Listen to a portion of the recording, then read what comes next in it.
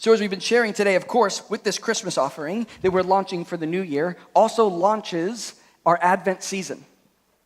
An Advent season where we are saying with a tagline, a light shines in the dark. And that's because Advent means the arrival of a notable person, thing, or event. In Advent, if you're not familiar with that language, right, which comes around Christmas time each year, is basically just a season of expectation and hope for the coming of Jesus when we celebrate that on Christmas Day. And we celebrate that because the coming of Jesus represents an ultimate act of love from God, who is willing to come down. He was willing to take on our burdens. He came down in human form so that we can then have a relationship with him. So what we're saying is Christmas, and the reason we celebrate it, and the reason we're actually giving a whole month to celebrating and looking toward Christmas, is because Christmas is the celebration of light shining in the dark. Christmas is the inauguration of the kingdom of God coming down here on earth. And so, in this Advent season, what we're going to do is we're going to center our Advent conversation on a prophecy from Isaiah 61. This is the exact prophecy that Jesus, later in his life, will stand up in the synagogue and declare that this prophecy is indeed fulfilled in me. So it's a pretty important one. This is what it says. It says, "The Spirit of the Sovereign Lord is on me, because the Lord has anointed me to proclaim good news to the poor. He has sent me to bind up the brokenhearted, to proclaim freedom for the captives and release from darkness for the prisoners, to proclaim the year of the Lord's favor and the day of vengeance of our God, to comfort all who mourn and provide for those who grieve in Zion, to bestow on them a crown of beauty instead of ashes, the oil of joy instead of mourning, and a garment of praise instead of a spirit of despair." I think it's such a beautiful prophecy. In fact, it's not just a prophecy, it's a song. And this song, if you will, is often called the servant's song. And what I love so much about the servant's song in particular is that it not only describes the role of the servant, but it describes the outcome of what this servant's ministry is going to be. You see, at the time when this was written in Isaiah, there was a lot of tension for the people of God. The people of God had been told that they were chosen. They'd been told that they were selected out for these divine purposes in their life.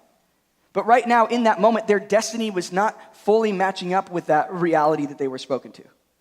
Because they were not a formidable power as a nation. They were not at the forefront of any kind of country or nation. They were not leading any kind of world affairs. They were actually in exile. They were fragile. They were broken. They were not even close to the king of the hill as was promised. They're at the bottom of the heap right now. But what we read in this prophecy in Isaiah 61 is that this word comes out for the people of Israel that's saying, even though it does not seem that way, something's coming. This is not the end of the story. This is not the end of your story. The world will indeed be blessed through you as a people. The broken will be restored. What was torn down will be built up again. There will be healing. And now, as we mentioned, this prophecy then, of course, is pointing towards Jesus, toward the Messiah, toward the one who will be the light in the darkness. But there's one additional point before we jump on to our topic for the day I want to bring up about this prophecy. There's this other component that's going on here too. Because what we did is we read the first 3 verses of Isaiah 61. But what happens is a slight change at verse 4. All through the first verses, we're seeing this he language. He came to proclaim good news to the poor. He will bind up the brokenhearted. And then at verse 4, it switches from he to they. Right here, it switches from he to they. Read with me in verse 4. They will rebuild the ancient ruins and restore the places long devastated. They will renew the ruined cities that have been devastated for generations. What this is saying is that, yes, there is light coming, and it is coming, it will shine in the darkness. However, it is not just going to be the Messiah who is going to participate in this. Certainly, he will inaugurate it. Certainly, he will be the reason behind it and the power behind it. However, it will be the people, all that call upon his name, that will participate in the renewal of all things. Jesus is the light of the world, as we read in John. The light shines in the darkness. The darkness has not overcome it. And he has come to proclaim good news to the poor, to bind up the brokenhearted, to proclaim freedom for the captives, beauty for ashes. That's the good news of Jesus. But the plan of Jesus, the way in which this ministry of Jesus plays out in the world, is that he's going to come down. He is going to step into human form and bear our burdens so that we then can be washed clean and then filled with his Spirit. So that we then can go out into the world and be that love and be that light with him working within us as we show that love and light to all the world. And so this morning, And then through the rest of this Advent season, we're going to break down those first few components of what it means to be light in the world. And today I want to focus particular on the first verse. The Spirit of the Sovereign Lord is on me because the Lord has anointed me to proclaim good news to the poor. And I want to talk about being good news to the poor by actually jumping to a completely different story. So forget Bethlehem and forget Isaiah right now, and we're going to go to the 5th century BC. And in this story, we're going to look at a story in the Old Testament, in a book of the Bible, actually, that never even mentions God directly. I don't know if you know that, but there's actually a book in the Bible that doesn't even reference God directly. But I also think it's really beautiful that it doesn't do that, because I think the way it does it, it really highlights, in particular, our approach to the poor and to the marginalized. And it's the book of Esther. So look, I find the fact that God's actually never mentioned directly in here is brilliant, because it's a brilliant literary tactic that's done by the author. Because by not mentioning God, what essentially the author is doing is inviting us as the reader into the story to look for ourselves and see in these worldly circumstances where the work of God is taking place. It's this invitation for us to see in the midst of all these acts and coincidences, if they are, where God is at work. And I believe that same posture is a posture that we are all being invited into in this Advent season. To not just look at the religious circles, but to look at the whole of our lives, at our jobs and our families and the world and the day-to-day that we find ourselves in, and to ask ourselves, where is God at work? Where is light breaking in? What is God up to in the world? Where is light shining in the dark? So let me just give you a basics on the book of Esther. Right? This is taking place 100 years after the Babylonian exile for the Jews.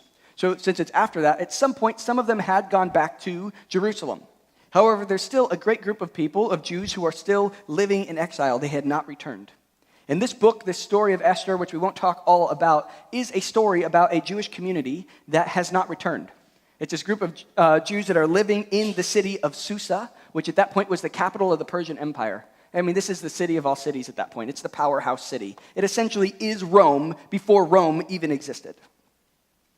And the exiled Jews that are living in Susa, as you might imagine, didn't really fit in with the Persians that were there. Right? They were religious, the Jews were. They were stringent on the way they practiced their religion to Yahweh. They were unlike those that are around them. This was a pagan urban culture. They centered their worship not on God at all, but really on money and drinking and splendor. This king, the king of Persia at that point, was just known for throwing parties that were like well over 100 days long, quite a party. And essentially what we're finding out that is, to make a long story short, that in the middle of this cultural tension that's going on, a decree gets sent out from the government. There's a decree that goes out, and what this decree means is that the people in power are declaring that the result of this decree is going to mean persecution and suffering for those that are marginalized. In particular, it's going to mean persecution and suffering for those Jews that are finding themselves living exiled in the Persian Empire. And what I want to do for the rest of our time is just zoom in on this one moment of that decree going out and look at two different individuals and how they responded to the idea of this decree going out and what that means for the city of Susa. So the first person we want to talk about is Haman, and he's a Persian official at that time in the government. And the second person is Mordecai, who is a Jew. He was the cousin of Esther, actually, who took her in and raised her up as his own. And so first, Haman, the Persian official. We actually find out he's part of the reason this decree is going out in the first place. And he also seems to have the ear of the king, who is basically, we also find out, is a drunkard and a bit of a pushover. But what we see is Haman's reaction to this decree going out. And remember, this decree means nothing but suffering and persecution for the exiled Jews in the city. We see that his reaction can actually be encapsulated in one verse. And that's verse 15 of chapter 3. Read with me here. It says this: "The couriers went out, spurred on by the king's command, and the edict was issued in the citadel of Susa." Right? The decree goes out. "And the king and Haman sat down to drink. But the city of Susa was bewildered." So the decree goes out, and the verse basically gives us two pictures. It's almost like a split screen. You know those split screen moments that happen? So as this decree goes out, we get a split screen. And on one side, we have the picture of a city that's bewildered. They're reeling in the realities of what this decree means, the difficulties that lie ahead. And on the other side of the split screen, we have the king and Haman. And they're seemingly unfazed. They're pulling up their chairs and they're having a drink, perhaps ordering a double and getting drunk like they are known to do time and again. They don't seem to be affected at all because this decree doesn't directly affect them at all. And then we go on to see that Haman not only doesn't even care about what's going on here, but he actually detests the differences in the poor. He detests those that are exiled, those that don't hold the same beliefs, those that have different cultural values than him, and he has no desire to participate or even associate with them. And so his response is to ignore the bewilderment of the city around him, much of which is exacerbated now because of his actions and some of his inactions. And so we conclude chapter 3 with this picture of him propping up his feet and pouring himself a drink in the midst of the city of Susa, being bewildered, distraught, torn, and divided and hurting. Now let's contrast that split screen moment with another split screen moment that we're given, and it actually takes place, even though it's in the next chapter, one verse later. And that's a picture of the decree going out, and then we zoom in on the person of Mordecai. And we look at Mordecai's response. Now, I do want to say this. Mordecai is a Jew, so you might expect, of course, there's going to be some kind of solidarity with him in this decree going out, but he's not just any ordinary Jew in that time. Esther, at that point, through another series of great coincidences and events that had happened, had actually become the queen of Persia. So Mordecai really had a lot of insider knowledge. He had a lot of favor from the king. So even though this decree was bad news, for him in particular, he was in a position to have that inside track, to at least get himself out of trouble or to avoid he knows what's going on. He could get out of trouble if he wanted to. However, his response, which again I said is recorded in the very following verse after Haman's response, stands in stark contrast to that of Haman.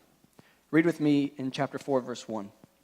When Mordecai learned of all that had been done, he tore his clothes. He put on sackcloth and ashes and went out into the city, wailing loudly and bitterly. But he went only as far as the king's gate because no one clothed in sackcloth was allowed to enter it. So Mordecai, in light of this exact same issue, of that decree going out, in light of the persecution in his city, in light of the unfair distribution of wealth, in light of the religious and racial persecution that was going on, his response is that he falls to his knees at the city center. He essentially goes to what would be the courthouse steps, if you will. And he's in sackcloth and ashes, which represents mourning for his culture. And he weeps, and he prays, and he cries out for justice. Mordecai takes on the burden of the marginalized. He allows it to bring him to mourning, and it shapes his prayers, and it propels him into action. And I've been reading this story and talking about it with a few friends lately, and I can't help but read this story about this moment in the city of Susa and not think about the bewilderment that exists in our own world and in our own city. I mean, let's just look at that one group of people we talked about when we launched the Christmas offering this morning in the Dominican Republic, and how they are in need of even just the basics of clean water and in a place to live. And of course, we don't need to go all the way down to the Dominican Republic. We can look right around us in the city that we live in and recognize that there's people we pass by every day.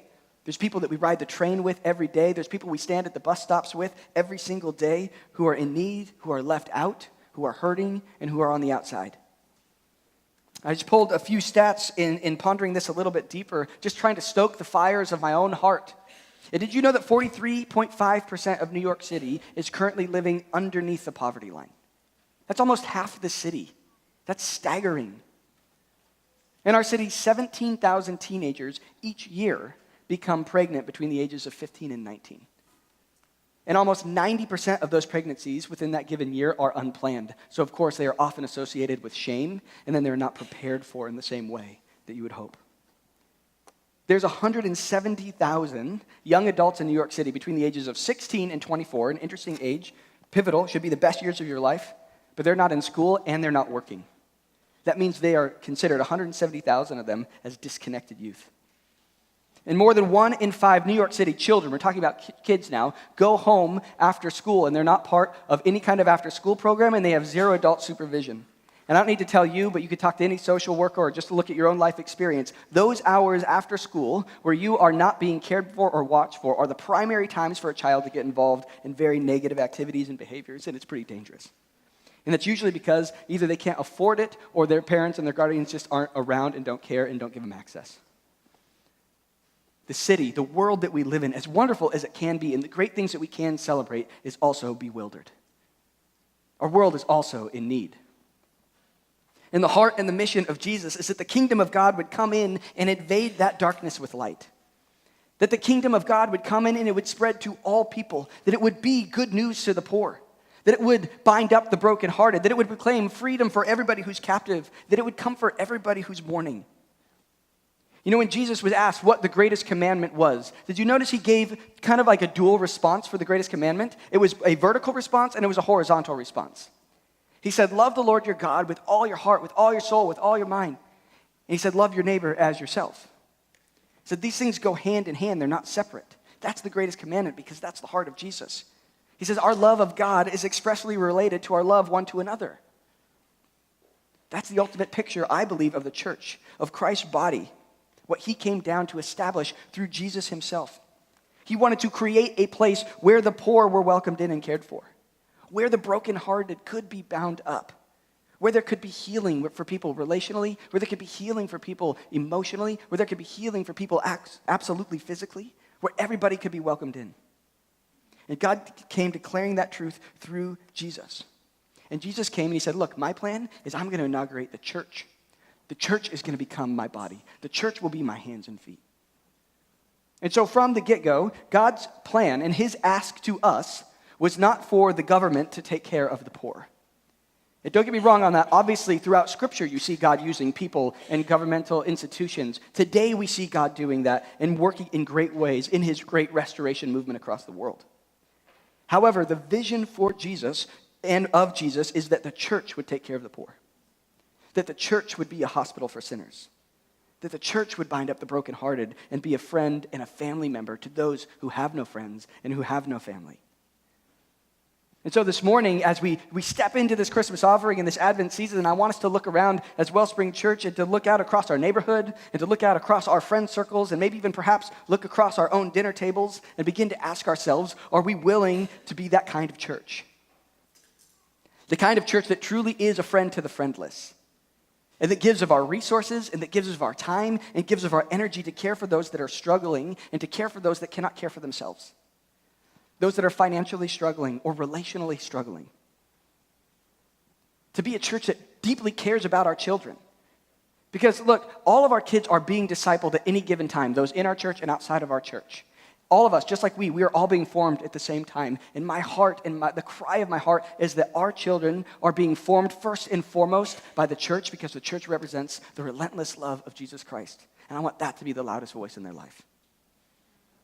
So when we look out at the world around us and we look at ourselves, I think today we have this moment to just have an honest look and say, does our response when we look out to the world beyond ourselves, and I'm not ignoring the fact that we have a lot of stuff going on in our own spheres, in our own lives, and God speaks to that too. But when we look out and we look out beyond ourselves, do we lean more toward Haman or do we lean more toward a response of Mordecai?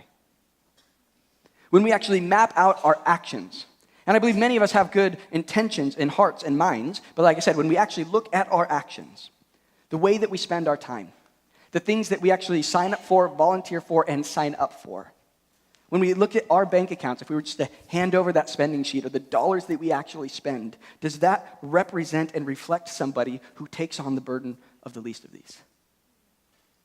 Do we reflect Mordecai, the one who goes to the gates of the king and he weeps and he prays on behalf of the brokenhearted? Or do we find ourselves more often being co-opted by culture, being thankful, to be honest, just to be comfortable, so much so that even though the city around us is bewildered, more often than not, we're okay to just pour ourselves a drink, pretend like it's not happening, or fool ourselves into believing that there's actually nothing we really can do about it. See, look, I think Haman's able to pour himself a drink in peace in that moment because in that moment, his fear, his life was comfortable and he was fine. And that's often just the echo of our world today. Unless we are impeded upon, unless our life and our circle is struggling in some way where it directly affects us, we're often not burdened and moved to action. But Mordecai found himself tearing his clothes and weeping and praying because he allowed himself to take on the burden of those whose life was not fine. I think that's such a noble move. I think that's why that's such a great picture, the kingdom of God breaking in, because most of our world is driven by us thinking about ourselves. But the picture of Jesus, I'll be the picture of the light that's shining in the dark, is the picture of somebody who actually had it all. He is the King of the universe, and he chose to take on flesh. He chose to step into the world, and he chose to step into our pain and to take on our burdens. That's the good news of Christmas. That's the good news to all the world. And so I think our call in this season, in the midst of the season of celebration, and trust me, it's going to be celebratory. We have the Christmas musical, and we have Santa's workshop, and we're doing 3 Christmas Eve services, which I didn't even mention. Doesn't get better than that. A lot of candles, a lot of cocoa. But I think our call is not a call to guilt. I think our call is an opportunity. I believe we are given an opportunity to step closer into the heart of God, to step closer into the one who is willing to carry all of our burdens so that we could be set free. And I just want to be honest about myself. I can just say, I have a far way to grow in this myself. So I do believe we need to grow in this area as a church. But myself, I stand here as the leader of this church, and I say I need to grow in this way. I have tendencies that are a lot more like Haman than Mordecai. I can get so caught up in my own thing and caring about my own people and the own immediate needs of myself that I often forget to carry the burden of others in such a way that it breaks my heart and it moves me to action. Recently, I was running behind, shocker, and there's a man who approached me. And he asked me a question, and I was kind of in a hurry, obviously, and I told him, what he needed to know, and I kind of sent him, pointed him on his way, and I sent him in the right direction. And I kept walking, and I just had that moment where there was like a twinge in my spirit. And I stopped, and I just felt like God was saying, there's a story there. Did you actually see that man? And so I said, okay. I swung by the office, and I grabbed a church card and a few resources, and I went by, actually, and I grabbed a few slices of pizza from Slice, and I went back to where I thought the guy was, and thankfully he was there, and we sat down, and we actually had a pretty good conversation, and we had some pizza. Ended up with us actually getting to pray together as he told me why he was in New York. He had recently lost his wife, and he was coming here for a fresh start, looking for purpose, trying to put some pieces of his life back together. So I gave him my cell phone number, the information for our church, and we went on with the rest of our day. And look, I'm just going to be honest. I have no idea if that guy is going to reach out to me. I have no idea if he will ever show up at our church. But I do know that he had some good pizza that night.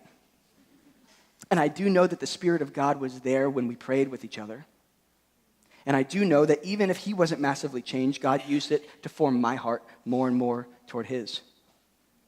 Toward the King, toward the one who sees all people and who's not in a hurry and who's willing to step in and share the burden of others.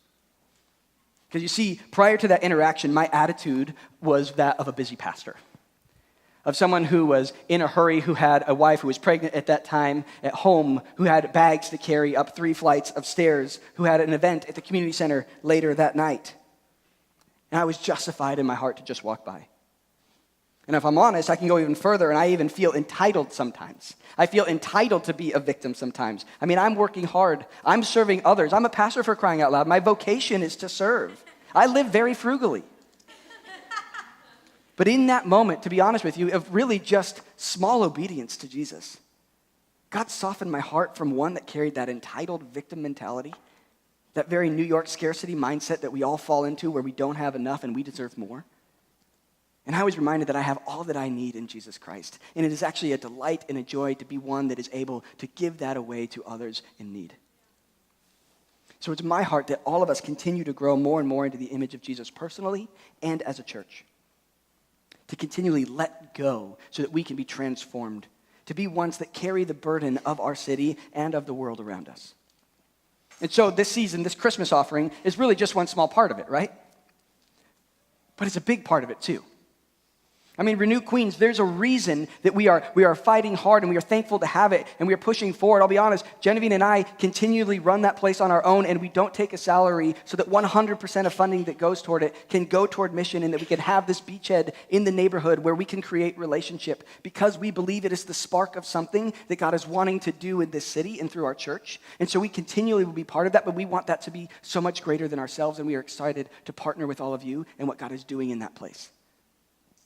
We have a heart for the kids, like we said, in our community and in our neighborhood. And we don't want them to be just cared for and watched for. We want them to be discipled in the way of Jesus. And we also want to look globally. For one very practical reason, we just recognize that our dollar, our American dollar, goes a lot farther in other communities outside of our nation. But at the same time, we've been introduced to this mission and this opportunity where we are seeing fruit and where churches are being planted as the gospel is spreading and they have need and they want us to come and they need our help. And we recognize that God's kingdom is diverse and great and it's global. And again, I'll say, look, we're at the beginning stages. I understand a lot of this is nothing new in the world of church and in the history of what God is doing. And that's one reason also I said we're aiming for that partnership with Hope for New York, so that we can partner with those who have gone before us, so that we can grow as a church to better understand the needs of our neighborhood and how we can meet them. But I would say just because these are the beginning steps for us, just because they're small steps for us, doesn't mean that we shouldn't pursue them with all our might and with all our strength. But one thing I do want to point out, and hear me on this, that I'm not just trying to stir us up into this great call for activism. Though I actually love activism, I think activism on behalf of the marginalized is pretty much always a really good thing. But I think there's something that happens in our world, in particular with the posture of activism, that for whatever reason, when we take on that posture, it still creates an us and them mentality. There still seems to be this posture between the one serving and the one being served.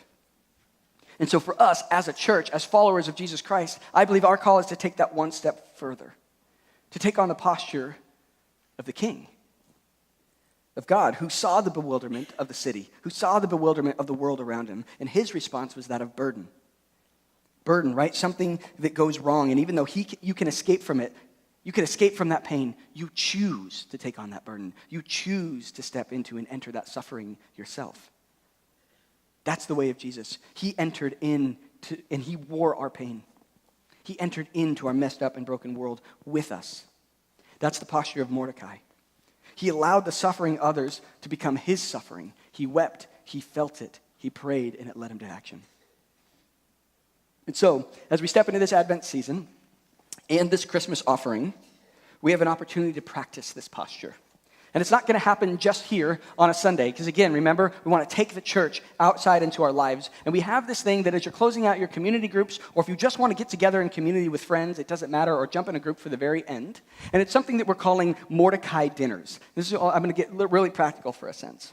I have a friend, he's a pastor, and he actually came up with this idea, and I absolutely loved it. And we got together, we've been talking about this whole idea and this whole heart that we're sharing, where we want to begin to see, yes, great programs and initiatives out of our church, but we long for the day when the greatest stories of our church are not coming from the programs, but just coming from the people who are just listening to the Spirit of God in their heart and going out and doing the things of the Spirit as he emboldens you.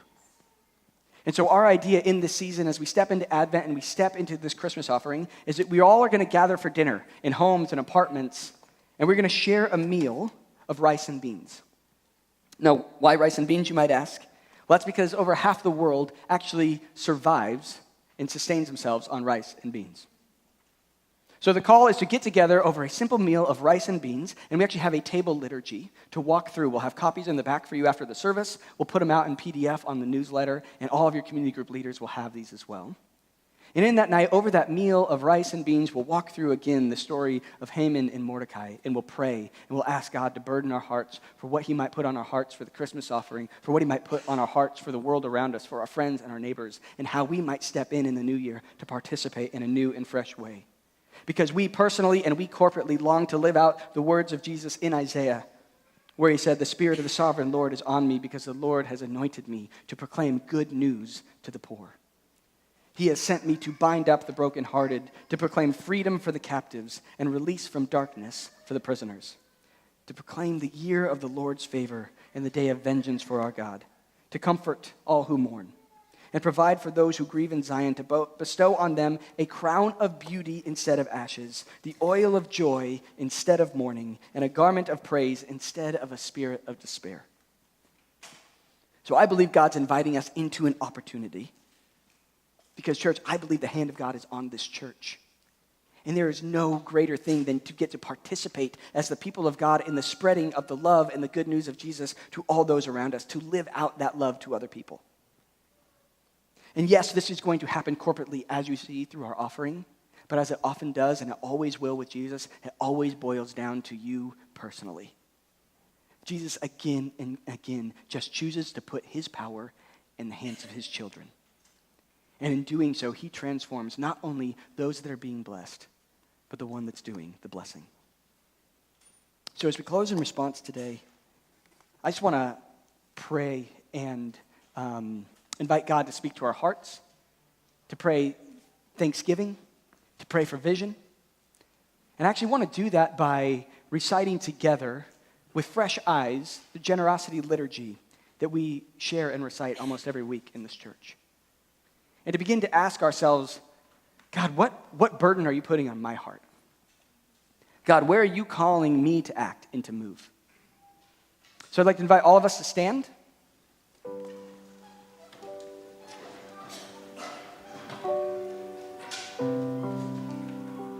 And let's recite this prayer together for what God might do in this next season of being light shining in the dark, and how he wants to use Wellspring Church and how he wants to use you to be part of it. Holy Father, there is nothing I have that you have not given me. All I have and am belong to you, bought with the blood of Jesus. To spend everything on myself and to give without sacrifice is the way of the world that you cannot abide. But generosity is the way of those who call Christ their Lord, who love him with free hearts and serve him with renewed minds, who withstand the delusion of riches that chokes the word, whose hearts are in your kingdom and not in the systems of the world. I am determined to increase in generosity until it can be said that there is no needy person among us. I am determined to be trustworthy with such a little thing as money, that you may trust me with true riches. Above all, I am determined to be generous because you, Father, are generous. It is the delight of your daughters and sons to share your traits and to show what you are like to all the world. Would you pray with me? Jesus, it is the cry of our heart that you would show what you are like to all the world through us. God, it's the cry of our heart that every person here that is in need would find full freedom and salvation in you, that would find physical healing, that would find physical nourishment for their bodies, that would find the finances that they need, God. Lord, you are a great provider. You are also a great blesser. You are a great lover of all people, God. Would you pour into us a new heart, God? Create a right spirit within us, Jesus.